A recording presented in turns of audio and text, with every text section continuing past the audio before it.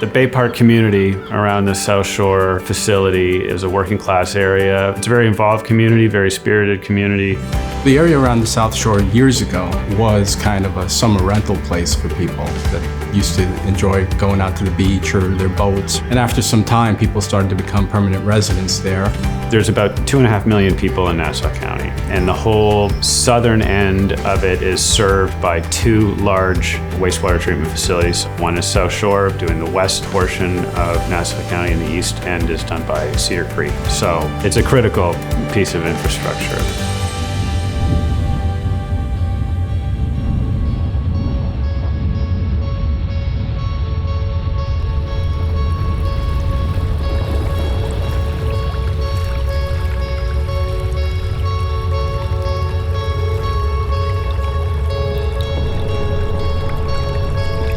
It was about 5 o'clock in the morning on Tuesday, and my cell phone started to ring, and it was one of the engineers calling me. And I had just endured the storm too, so I didn't know what was going on with my house. And I pick up the phone, and he says, "Can you be at the plant ASAP?" As I got near to the entrance of the plant, I started seeing boats blocking the roadway. So it kind of gave me an idea that the surge of water had actually flooded the streets and all the residents. Losing the capacity to produce and distribute electricity is a big problem, but also a good measure of the conveyance equipment, being the various pumping facilities, were all knocked out.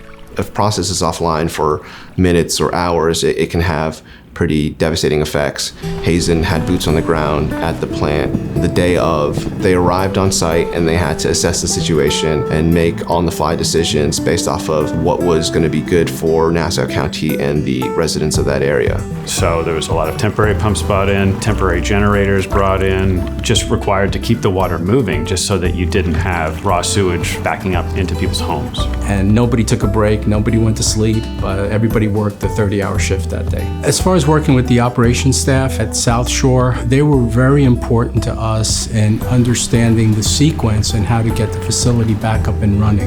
With Hazen's assistance and the emergency contractors that were brought in, the pumping systems were brought back online within 48 hours. And then to get back to full permit within 2 months was very impressive and was looked upon well by the state regulators.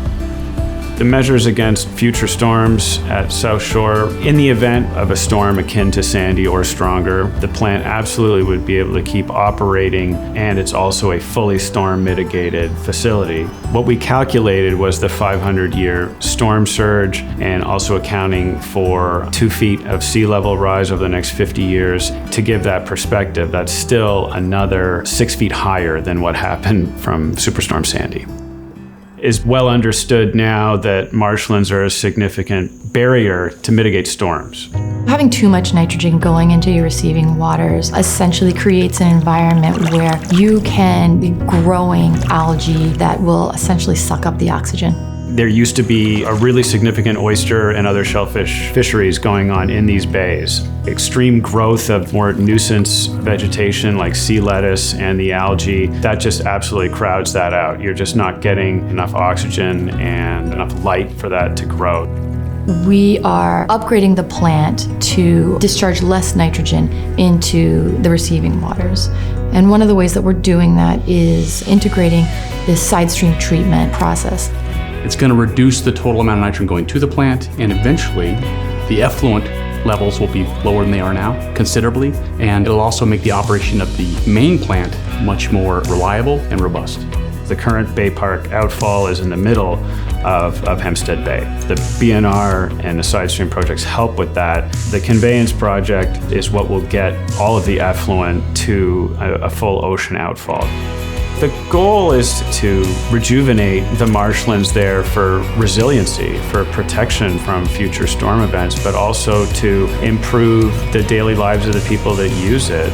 Going to a plant and talking with the operators and learning from them how they can now go and actually catch fish in these waterways that were once too polluted to fish in. There are a lot of younger families moving in there, so they do take advantage of the field that was built. A lot of soccer games go on, a lot of football games go on, and obviously the dog park appears to be the big hit over there.